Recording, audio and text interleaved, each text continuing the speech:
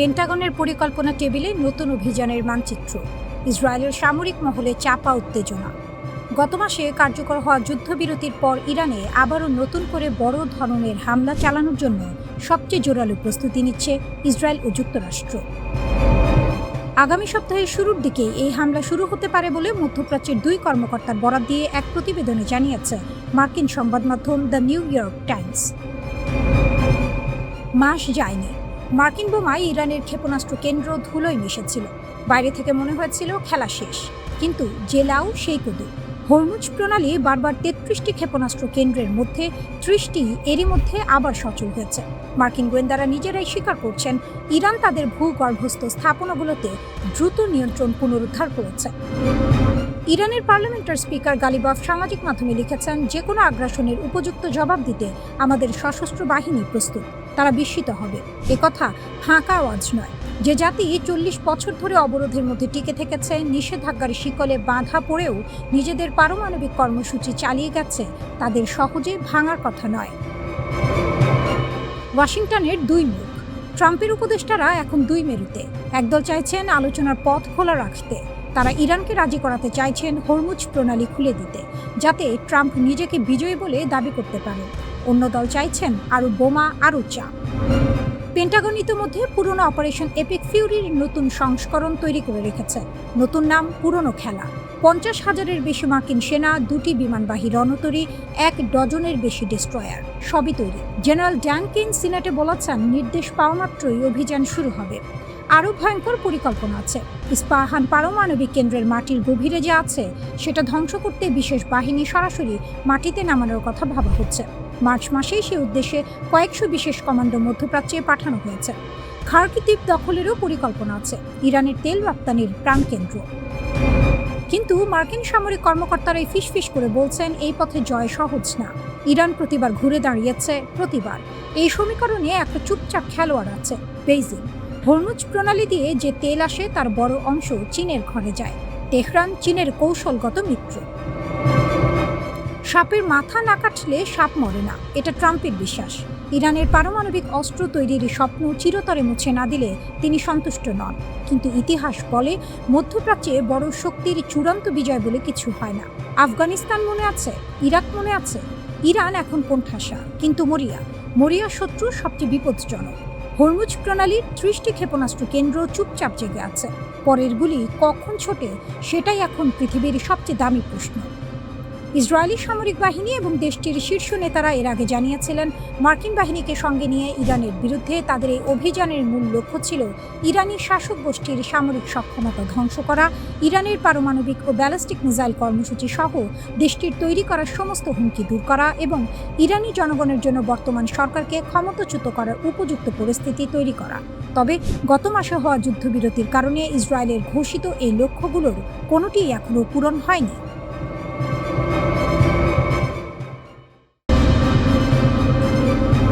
ইরানের সমৃদ্ধ ইউরেনিয়াম নিয়ে বিশ্ব রাজনীতির দাবার ছকে নতুন ঘুঁটি চলল।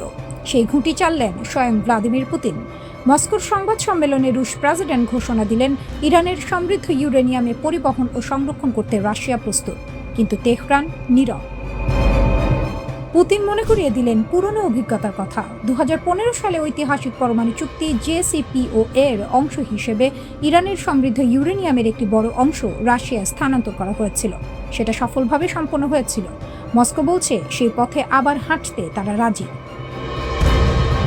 প্রস্তাবটা শুনতে মসৃণ, কিন্তু ভেতরে তার জটিলতা অনেক গভীর। পুতিন নিজেই জানালেন, আলোচনা কোথায় এসে থমকে গেছে। যুদ্ধে জড়িত সব পক্ষ প্রাথমিকভাবে একমত হয়েছিল যে ইরানের ইউরেনিয়াম দেশের বাইরে যাবে, কিন্তু তারপর ওয়াশিংটন দাবি তুলল, ইউরেনিয়াম যাবে শুধু আমেরিকায়, অন্য কোথাও নয়। সেই দাবি শুনে ইরানও কঠোর হয়ে গেল। এখানেই আসল দ্বন্দ্ব। ইরান মাটি থেকে তুলে নিজের হাতে দেয়া এক জিনিস, আর সেটা সরাসরি শত্রুর ঘরে তুলে দেয়া সম্পূর্ণ আলাদা জিনিস। আমেরিকার দাবি ফাঁদ না সমাধান? ওয়াশিংটনের যুক্তি হয়তো এই, ইরানের ইউরেনিয়াম রাশিয়ায় গেলে নিরাপদ নয়, কারণ মস্কো তেহরানের বন্ধু। সেই বন্ধু যে কোনো সময় সেটা ফিরিয়ে দিতে পারে, তাই আমেরিকার হাতে থাকলেই নিরাপদ। কিন্তু ইরানের দৃষ্টিকোণ থেকে ভাবুন, নিজের পরমাণু কর্মসূচির সবচেয়ে মূল্যবান সম্পদ, যেটি বছরের পর বছর ধরে নিষেধাজ্ঞা সহ্য করে, চাপ সামলে, প্রযুক্তি উদ্ভাবন করে তৈরি করা হয়েছে, সেটি এমন একটি দেশে পাঠাবে যে দেশ বারবার তাকে আক্রমণের হুমকি দিয়েছে, তার পরমাণু বিজ্ঞানীদের হত্যা করেছে, তার অবকাঠামোতে সাইবার হামলা চালিয়েছে। এটা সমাধান নয়, এটা আত্মসমর্পণ। ইরান তাই কঠোর হয়ে গেছে। পুতিনের প্রস্তাবে কার লাভ? রাশিয়ার এই প্রস্তাব নিছক মানবিক সাহায্যের হাত বাড়ানো নয়, এর পেছনে আছে কৌশলের ঠান্ডা হিসাব। প্রথমত, ইরানের ইউরেনিয়াম মস্কোতে থাকলে রাশিয়া হয়ে ওঠে অপরিহার্য মধ্যস্থতাকারী। যে কোনো ভবিষ্যৎ চুক্তিতে রাশিয়ার ভূমিকা নিশ্চিত, টেবিলে রাশিয়ার আসন পাকা। দ্বিতীয়ত, এই প্রস্তাব দিয়ে পুতিন আমেরিকাকে একটি বার্তা দিচ্ছেন, তুমি যদি ইউরেনিয়াম চাও, আমার মাধ্যমে এসো। ওয়াশিংটনকে মস্কোর দরজায় আসতে বাধ্য করার এটি একটি চতুর কৌশল। তৃতীয়ত, কাস্পিয়ানের গোপন সরবরাহ পথ দিয়ে ড্রোনের যন্ত্রাংশ পাঠানোর পর ইরানের ইউরেনিয়াম গ্রহণের ঘোষণা। এটি রাশিয়া ইরান ঐক্যকে আরও দৃশ্যমান করে তুলল। বিশ্বকে বুঝিয়ে দেওয়া হলো, এই জুটি কেবল বাগাড়ম্বর নয়, এটি কার্যকর অংশীদারিত্ব। তেহরান তাৎক্ষণিক কোনো মন্তব্য করেনি। অনেকে এই নীরবতাকে দুর্বলতা মনে করতে পারেন, কিন্তু এটি ইরানের পুরনো কৌশল। হরমুজে যখন আমেরিকান ডেস্ট্রয়ার তাড়া করে, তখন ইরান লাউডস্পিকারে হুঙ্কার দেয়। আবার যখন কূটনৈতিক টেবিলে সুবিধাজনক অবস্থানে থাকার প্রয়োজন, তখন চুপ থাকে। কথার জবাব না দিলে প্রতিপক্ষ অনুমানের মধ্যে ঘুরে। অনিশ্চয়তাই ইরানের কূটনৈতিক অস্ত্র। পুতিনের প্রস্তাব ইরানের জন্য একটি দরজা খুলে দিয়েছে। সে দরজা দিয়ে ইরান ঢুকবে কিনা, কখন ঢুকবে, কী শর্তে ঢুকবে, সেটা তেহরান ঠিক করবে নিজের সময় মতো।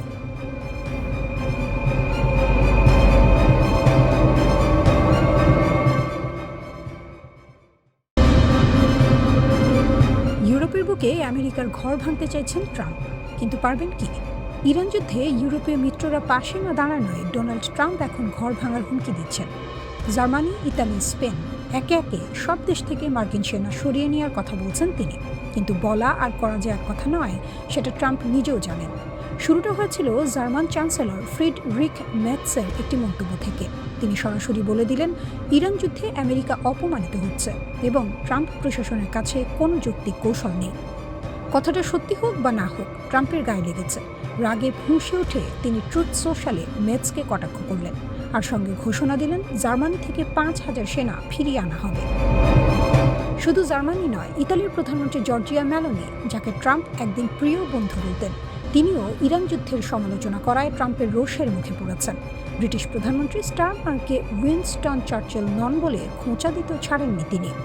স্পেন প্রসঙ্গে ট্রাম্পের মন্তব্য আরও দিত। স্পেনের ভূমিকা ছিল একেবারেই ভয়ঙ্কর। কিন্তু এই রাগের আগুনে ঘি ঢেলেছে আসলে ইরান।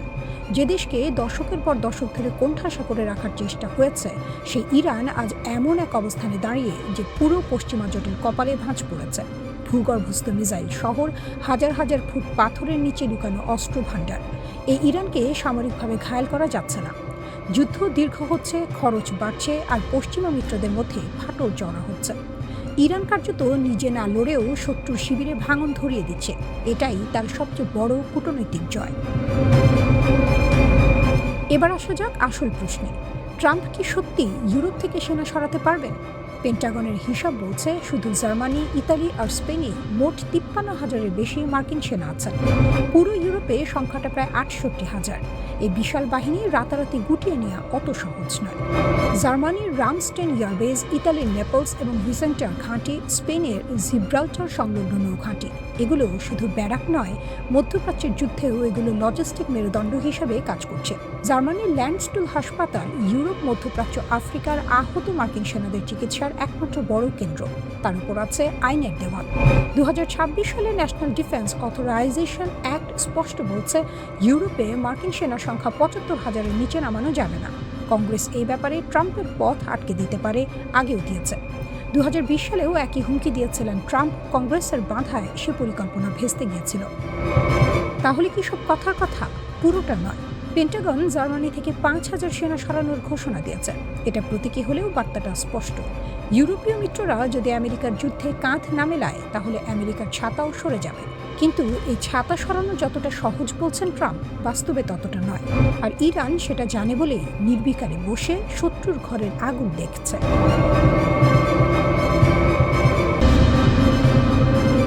আমেরিকা আর ইসরায়েলের মিলিত আঘাতে ইরান ক্ষতবিক্ষত, কিন্তু হার মানেনি। বরং ক্ষতের যন্ত্রণা নিয়েই তেহরান এমন এক দাবার ছক সাজিয়েছে যা দেখে হকচকিয়ে গেছে গোটা উপসাগরীয় দুনিয়া। আহত বাঘ সবচেয়ে বিপজ্জনক, এই সত্য আজ হাড়ে হাড়ে টের পাচ্ছে রিয়াদ থেকে আবুধাবি। যুদ্ধের ধোঁয়া এখনো পুরোপুরি কাটেনি। মার্কিন ইসরায়েলি ক্ষেপণাস্ত্রের আঘাতে ইরানের অবকাঠামো বিধ্বস্ত, কিন্তু তেহরানের কূটনৈতিক মেরুদণ্ড টানটান। ইরানের পররাষ্ট্রমন্ত্রী যখন নয়াদিল্লিতে ব্রিক্স সম্মেলনে যোগ দিচ্ছেন, তখন একই সময়ে উপসাগরে ইরানি কর্মকাণ্ড চলছে অব্যাহত গতিতে। এটাই ইরানের রণকৌশল, এক হাতে কূটনীতি, অন্য হাতে শক্তি প্রদর্শন। সৌদি আরব পরিস্থিতি বুঝতে পেরেছে। রিয়াদের বিশ্লেষকরা একটাই কথা বলছেন, ইরান জাবান নয়, আহত হয়েছে কিন্তু নিঃশেষ হয়নি। তাই সৌদি আরব এখন বন্ধ দরজার আড়ালে এক অভূতপূর্ব প্রস্তাব নিয়ে মাঠে নেমেছে, একটি আঞ্চলিক অনাক্রমণ চুক্তি, ইরানকে কেন্দ্রে রেখেই। মধ্যপ্রাচ্যের দেশগুলো এবং ইরানকে নিয়ে আগ্রাসন বিরোধী একটি চুক্তির প্রস্তাব দিয়েছে সৌদি আরব। ইউরোপের স্নায়ু যুদ্ধের সময় উত্তেজনা কমাতে করা 1970-এর দশকের একটি চুক্তির আদলে এই উদ্যোগ নেওয়া হয়েছে। ফাইন্যান্সিয়াল টাইমসের সূত্র জানাচ্ছে, রিয়াদ 1975 সালের হেলসিঙ্কি চুক্তির আদলে একটি নিরাপত্তা কাঠামো করতে চায়। ঠান্ডা যুদ্ধের সেই ফর্মুলা যেভাবে পূর্ব পশ্চিম ইউরোপের মধ্যে উত্তেজনা প্রশমিত করেছিল, তেমনিভাবে উপসাগরেও আস্থার ভিত্তি তৈরি করতে চায় সৌদি যুবরাজের সরকার। ইউরোপীয় কূটনীতিকরাও এই পরিকল্পনায় আগ্রহ দেখাচ্ছেন। এটা ছোট কথা নয়, ইরান বিরোধী শিবির থেকে স্বীকৃতি মিলছে যে তেহরানকে বাদ দিয়ে উপসাগরের সমীকরণ মেলে না। সৌদি আরবের অনাক্রমণ প্রস্তাবে একটি বিরাট ফাঁকি আছে।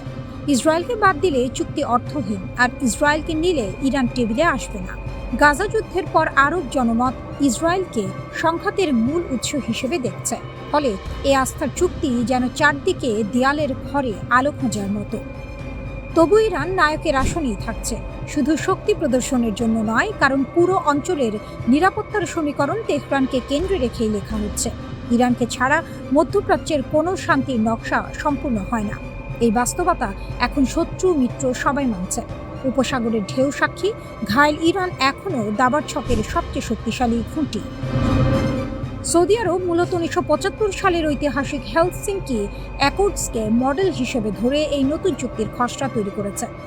তৎকালীন সোভিয়েত ইউনিয়ন, যুক্তরাষ্ট্র ও ইউরোপীয় দেশগুলোর মধ্যে স্বাক্ষরিত ওই চুক্তি দ্বিতীয় বিশ্বযুদ্ধ পরবর্তী ইউরোপের সীমানাকে স্বীকৃতি দিয়েছিল। একই সঙ্গে সব পক্ষ মানবাধিকার রক্ষা এবং অর্থনৈতিক, বৈজ্ঞানিক ও মানবিক বিষয়ে পারস্পরিক সহযোগিতার বিষয়ে একমত হয়েছিল। আরব এক কূটনৈতিক ফাইন্যান্সিয়াল টাইমসকে বলেছেন, মধ্যপ্রাচ্যের জন্য এমন একটি চুক্তিকে বেশিরভাগ আরব ও মুসলিম দেশের পাশাপাশি ইরানও স্বাগত জানাবে। তবে ইরান এর আগে উপসাগরীয় দেশগুলোকে তাদের অঞ্চলে থাকা মার্কিন সামরিক ঘাঁটিগুলো বন্ধ করার আহ্বান জানিয়েছিল। বিশেষজ্ঞরা মনে করছেন, আরব দেশগুলোর সঙ্গে ইরানের উত্তেজনা কমাতে পারে এমন যে কোনো আনুষ্ঠানিক চুক্তির তীব্র বিরোধিতা করবে ইসরায়েল। এছাড়া কৌশলগতভাবে অত্যন্ত গুরুত্বপূর্ণ হরমুজ প্রণালীর মতো সংবেদনশীল বিষয়গুলো এই চুক্তিতে কিভাবে সমাধান করা হবে তাও পরিষ্কার নয়।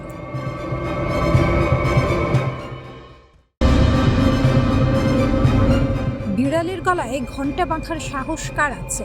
দশকের পর দশক ধরে পশ্চিমা আধিপত্যের চাকার নিচে পিষ্ট হতে হতে বিশ্বের কোটি কোটি মানুষ এই প্রশ্নটাই মনে মনে পুষে রেখেছিলেন।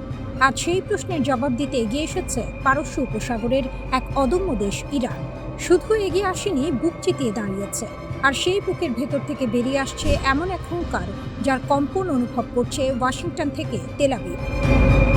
ইরানের পার্লামেন্টের জাতীয় নিরাপত্তা ও পররাষ্ট্র নীতি কমিশনের মুখপাত্র ইব্রাহিম রাজাই সোশ্যাল মিডিয়ায় মাত্র একটি বাক্য লিখেছেন, কিন্তু সেই একটি বাক্যই যেন বিশ্ব রাজনীতির বুকে আগ্নেয়গিরির লাভা ঢেলে দিয়েছে। তিনি বলেছেন, ইরানের ওপর আবার হামলা হলে 90% পর্যন্ত ইউরেনিয়াম সমৃদ্ধকরণ হতে পারে। শুনতে প্রযুক্তিগত মনে হলেও এই 90% সংখ্যাটি আন্তর্জাতিক পরমাণু শক্তি সংস্থার ভাষায় অস্ত্রমানের ইউরেনিয়ামের একেবারে দোরগোড়ায় দাঁড়িয়ে থাকার সংকেত। অর্থাৎ তেহরান এবারে সরাসরি বলে দিচ্ছে, পারমাণবিক অস্ত্রের চাবিকাঠি তাদের হাতের কাছেই আছে, শুধু তালা খোলার অপেক্ষা। এতদিন ইরান সবসময় বলে এসেছে তাদের পারমাণবিক কর্মসূচি শান্তিপূর্ণ, বিদ্যুৎ উৎপাদন, চিকিৎসা গবেষণা, বৈজ্ঞানিক উন্নয়নের জন্য। কিন্তু এখন সেই আনুষ্ঠানিক ভাষ্যের মুখোশ সরিয়ে তেহরান যে বার্তা দিচ্ছে তা স্পষ্ট। এটি শক্তির ভাষা, এটি ভয় দেখানোর ভাষা, এটি এমন এক বার্তা যেখানে ইরান বলতে চাইছে, আমরা আর থামব না। ইরান কখনোই তাদের পারমাণবিক ও ক্ষেপণাস্ত্র কর্মসূচি থেকে এক চুলো পিছিয়ে আসবে না। ইরানের জনগণ যেভাবে স্থল, আকাশ ও সমুদ্র সীমা রক্ষা করে, ঠিক তেমনিভাবেই রক্ষা করবে দেশের পারমাণবিক ও মিসাইল প্রযুক্তি।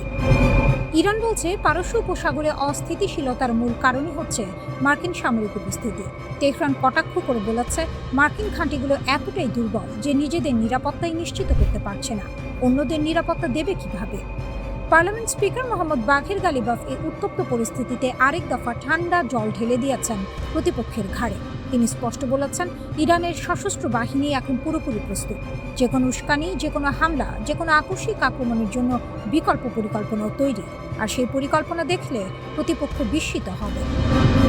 গত ফেব্রুয়ারিতে যুক্তরাষ্ট্র ও ইসরায়েলের যৌথ হামলার পর পরিস্থিতি যখন দ্রুত বদলে যাচ্ছিল, তেহরান পাল্টা জবাবে শুধু ইসরায়েল নয়, উপসাগরীয় অঞ্চলে মার্কিন মিত্রদের লক্ষ্য করে অভিযান শুরু করে।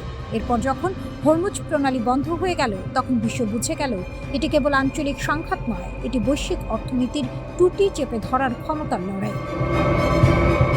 পাকিস্তানের মধ্যস্থতায় এপ্রিলে অস্থায়ী যুদ্ধবিরতি হলেও মূল প্রশ্নগুলো অমীমাংসিতই রয়ে গেছে। দুই পক্ষ প্রকাশ্যে কঠোর অবস্থানে অনড়। এক পক্ষ বলছে পিছাবে না, অন্য পক্ষ বলছে ভয় পায় না। আর এই দুই জেদের মাঝখানে বিশ্বের তেলের বাজার, শিপিং রুট আর বৈশ্বিক নিরাপত্তা সবই যেন ঝুলে আছে এক সুতোয়। যুক্তরাষ্ট্র ভেবেছিল চাপ বাড়ালেই ইরান নরম হবে, কিন্তু মধ্যপ্রাচ্যের এই অদম্য ঘোড়া উল্টো বার্তায় দিল, যুদ্ধ চায় না, কিন্তু যুদ্ধ চাপিয়ে দিলে জবাব হবে দাঁত ভাঙা। ইরানের হুঙ্কারে আজ ওয়াশিংটন যেন ভেজা বিড়াল, না পারছে পাল্টা হুমকি দিতে, না পারছে সরাসরি হামলায় যেতে। পরাশক্তির তালিকায় নতুন নাম লেখানোর দ্বারপ্রান্তে দাঁড়িয়ে ইরান। ইসরায়েল আর আমেরিকার দুঃস্বপ্ন এবার বাস্তব রূপ নিতে চলেছে কি?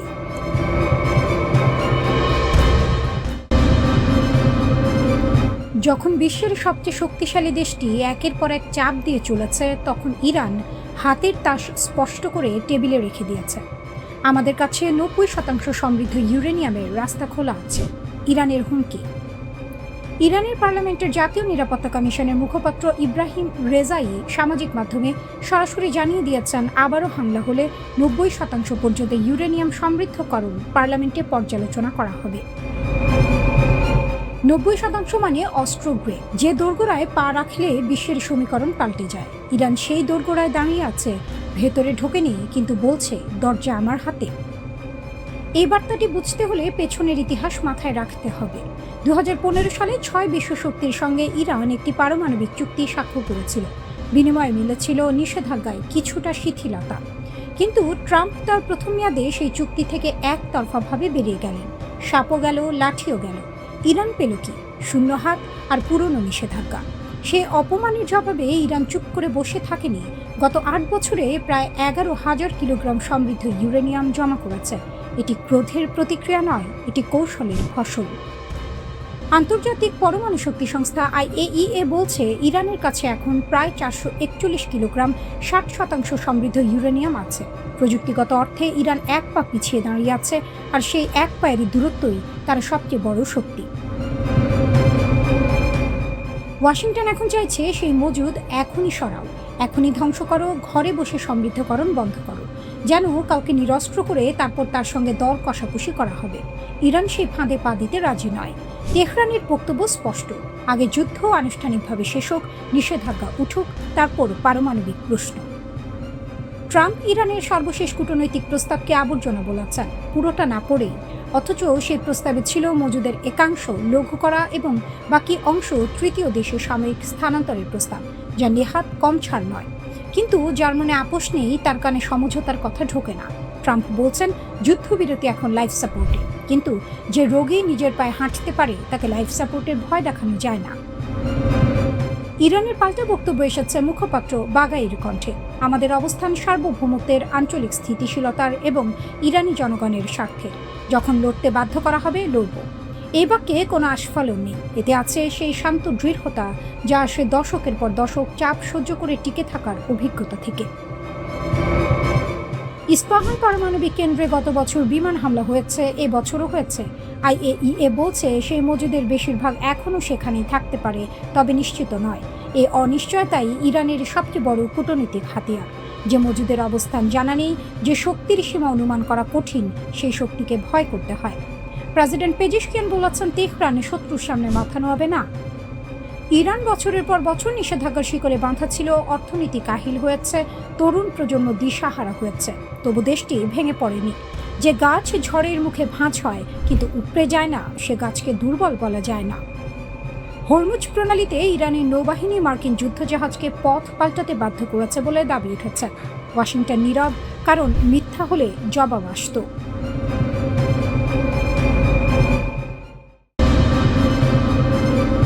একদিকে হরমুজ প্রণালীতে ইরানের সেই ঘাতক ডলফিন সাবমেরিনের মহড়া, আর অন্যদিকে তেহরানের এক হাড় হিম করা হুঁশিয়ারি। শত্রুরা এমন এক যুদ্ধের মুখোমুখি হতে যাচ্ছে যার জন্য তারা স্বপ্নেও প্রস্তুতি নেয়নি। পশ্চিমা বিশ্ব যখন মনে করেছিল তারা ইরানের সব হাড়ির খবর জানে, ঠিক তখনই তেহরান বোমা ফাটালো। ব্রিগেডিয়ার জেনারেল আমির আকরামিনিয়া স্পষ্ট ভাষায় জানিয়ে দিয়েছেন, ইরানের পরবর্তী পাল্টা আঘাত হবে আকাশ থেকে পড়া কোনো এক নতুন রণকৌশলে। এতদিন লড়াই চলত স্থল, আকাশ আর সমুদ্রে, কিন্তু ইরান এবারও হুঙ্কার ছেড়েছে। যুদ্ধ এবার হবে এমন এক অ্যারেনা বা ময়দানে যা শত্রুর রাডারেও ধরা পড়বে না। এটাকে কেবল মুখের কথা ভাবলে ভুল করবে। ইরান বুঝিয়ে দিয়েছে তারা কেবল ঘর সামলাতেই ব্যস্ত নয়, বরং আক্রমণকারীর চোখে চোখ রেখে ইটের বদলে পাটকেলটি মারার সব সরঞ্জাম গুছিয়ে রেখেছে। তাদের এই নতুন যুদ্ধের ধরন সম্ভবত সাইবার স্পেস থেকে শুরু করে মহাকাশ কিংবা সম্পূর্ণ অপ্রচলিত কোনো মারণাস্ত্র হতে পারে। হরমুজের প্রহরী, ছোট সাবমেরিন, বড় ধামাকা। হরমুজ প্রণালীতে এখন ইরানের চাঁদের হাট, তবে সেটি আলোর নয় বরং আধুনিক মারণাস্ত্র। নৌবাহিনীর প্রধান রিয়ার অ্যাডমিরাল শাহরাম ইরানি নিশ্চিত করেছেন যে তাদের হালকা ওজনের সাবমেরিনগুলো এখন সম্পূর্ণ প্রস্তুত। এগুলো কেবল পানির নিচে ভেসে থাকা লোহার টুকরো নয়, বরং এগুলো এক একটি পানির বাঘ। সম্প্রতি ইরানি যুদ্ধজাহাজ IRIS সিনার ওপর হামলার জবাবে এই সাবমেরিনগুলো যে দুঃসাহসিক অপারেশন চালিয়েছে তাতে শত্রুপক্ষ এখন ছেড়ে দেমা কেঁদে বাঁচি অবস্থায়। সাবমেরিনগুলো পানির নিচে নিঃশব্দে ঘাপটি মেরে বসে থাকে, যেন বোবা শত্রুর মুখে নেই, কিন্তু যখন আক্রমণ করে তখন পালানোর পথটুকু রাখে না। মার্কিন যুদ্ধ সচিব পিট হেক্সাট যতই ব্যঙ্গ করে বলুন যে ইরানের কামিকাজি ডলফিন নেই, তেহরানের বর্তমান তৎপরতা বলছে শত্রুর কপালে দুঃখ আছে। রেড লাইন বা লক্ষণ রেখা, IRGCর ইস্পাত কঠিন শপথ। Islamic revolutionary guard corps IRGC পরিষ্কার জানিয়ে দিয়েছে, ইরানের তেল ট্যাঙ্কার বা বাণিজ্যিক জাহাজে হাত দেওয়া মানে হচ্ছে সিংহের মুখে হাত দেওয়া। Brigadier general Syed Majid Musavi ঘোষণা করেছেন, ইরানের মিসাইল এবং ড্রোনগুলো এখন শত্রুর ঘাঁটির দিকে তাকানো আছে। আঙুল এখন ট্রিগারে, কেবল আদেশের অপেক্ষা। আমেরিকা যখন প্রজেক্ট ফ্রিডম নামের এক নাটকীয় উদ্যোগ নিয়ে সাগরে নামার চেষ্টা করেছিল, ইরান তখন এক মাঘে শীত যায় না নীতিতে অটল ছিল। মাত্র 36 ঘন্টার মাথায় ট্রাম্পের সেই প্রজেক্ট যখন মুখ থুবড়ে পড়ল, তখন প্রমাণিত হলো যে হরমুজ প্রণালীতে কার হুকুম চলে। তেহরান সরাসরি জানিয়ে দিয়েছে কেবল তাদের অনুমোদিত করিডোরই হবে নিরাপদ, বাকি সবখানে থাকবে যমদূতের পাহারা। ইরানের এবারের রণকৌশলকে বিশ্লেষকরা বলছেন, সাপও মরবে, লাঠিও ভাঙবে না, গোছের কৌশল। তারা সরাসরি যুদ্ধে জড়ানোর চেয়ে শত্রুকে মানসিক চাপে রাখতেই বেশি ওস্তাদ। কেন শত্রুরা ভয়ে কাঁপছে? অপ্রত্যাশিত যুদ্ধক্ষেত্র। ইরান এখন প্রচলিত যুদ্ধের বাইরে নতুন ডোমেইন যেমন ইলেকট্রনিক ওয়ারফেয়ার ব্যবহারের ইঙ্গিত দিচ্ছে। স্নায়ুযুদ্ধ ও জ্বালানি বাজার। হরমুজের চাবিকাঠি ইরানের হাতে থাকায় বিশ্ব তেলের বাজারে টান পড়ার ভয়ে পশ্চিমারা এখন উঠতে না পেরে খুঁটি ধরছে। মিসাইল ও ড্রোন শক্তি। IRGC ড্রোনগুলো এখন কেবল নজরদারি নয়, বরং সরাসরি আত্মঘাতী হামলায় পারদর্শী।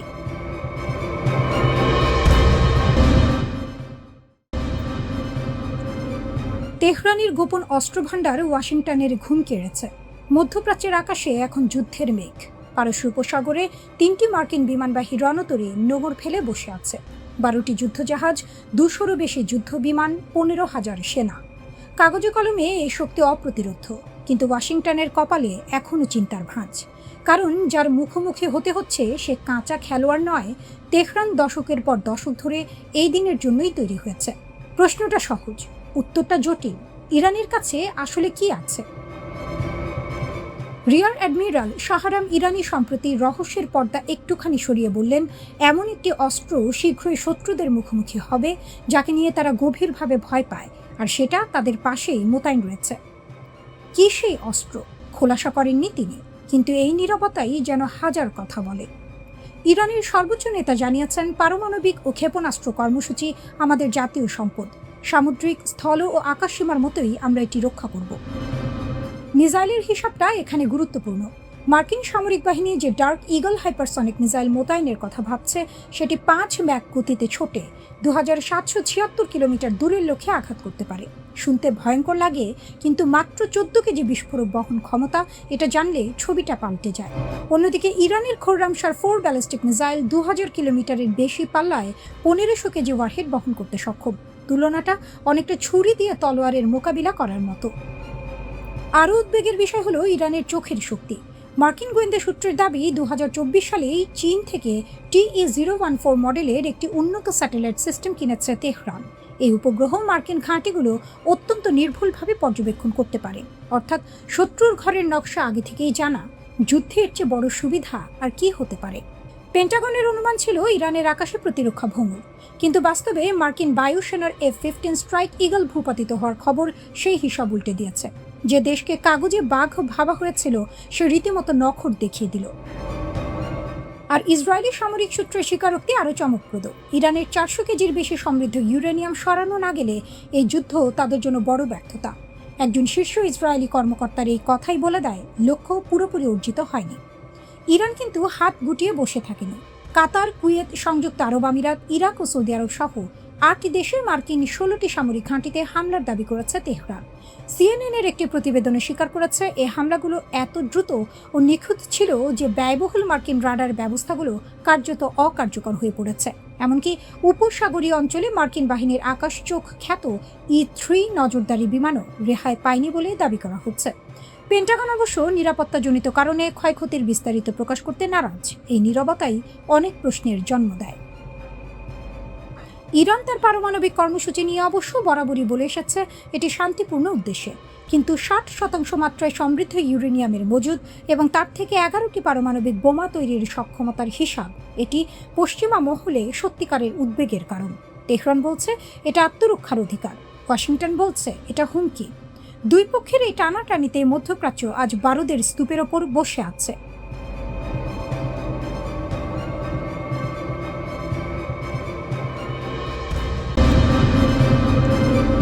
বেইজিংয়ে ট্রাম্প নতজানু, নয়াদিল্লিতে তেহরানের মাথা উঁচু।